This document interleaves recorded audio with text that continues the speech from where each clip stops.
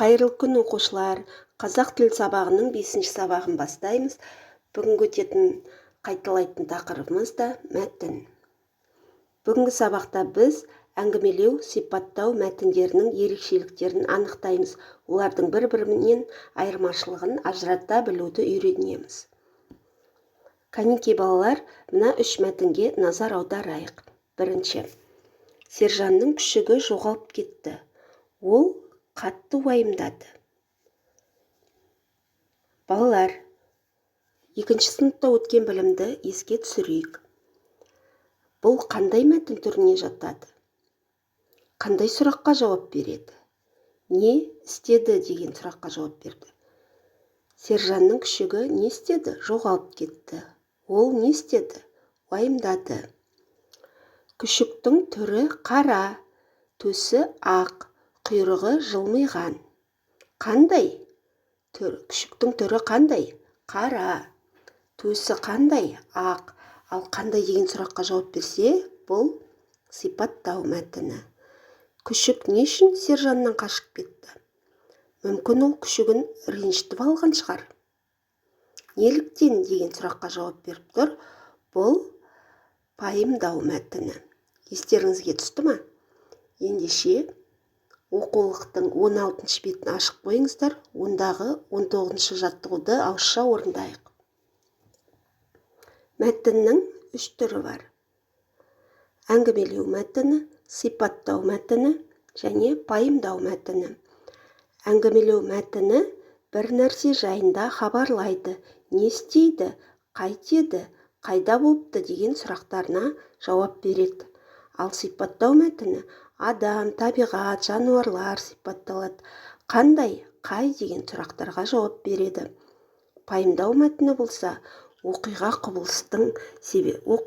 құбылыстың себептері түсіндіріледі, дәлелденеді. Неліктен, неге сұрақтарына жауап береді екен. Кәнекей балалар, оқулықта 20-шы жаттығуға назар аударайық. Мәтінді оқып, өзара салыстырайық. Мәтін түрлерін анықтаймыз. Бірінші мәтін ақбөкендер ен даланы мекендейді. Олар топ-тобымен жайылады. Кәрі ақбөкендер қарауылда тұрады. Қауіп төнгенде пысқырып дыбыс шығарады. Бұл әңгімелеу мәтіні. Ақбөкен қойға ұқсайды, бірақ оның басы үлкен, тұмсығы жалпақтау, артқы аяқтары қысқалау, көздері мөп-мөлдір. Бұл қандай мәтін балалар? Сипаттау мәтіні. Ал енді дәптерімізге сипаттау мәтінін көшіріп жазамыз. Яғни, дәптерімізді ашып, әдемі көркем жазып болған соң, 20-шы жаттығудағы сипаттау мәтінін көшіріп жазайық. Балалар, 21-ші жаттығуды ауызша орындайық. Бұл жерде мәтін тақырыбына сай келмейтін бөлікті алып тастауымыз керек. Құрастырған мәтінімізге ат қоюымыз керек екен. Көптен бері қора сыртында 2 таяқ жататын, екеуі дос еді. Мож сойдақ тісті полярлық мақұлық. Ол шаян бақалшықтарын қазып, жеп қоректенеді. Бір күні қалтай біреуін қасық қып қағып, бұзауын арқандады.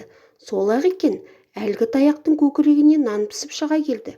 Өйтпегенде ше, қазық болып пайдаға жарады ғой.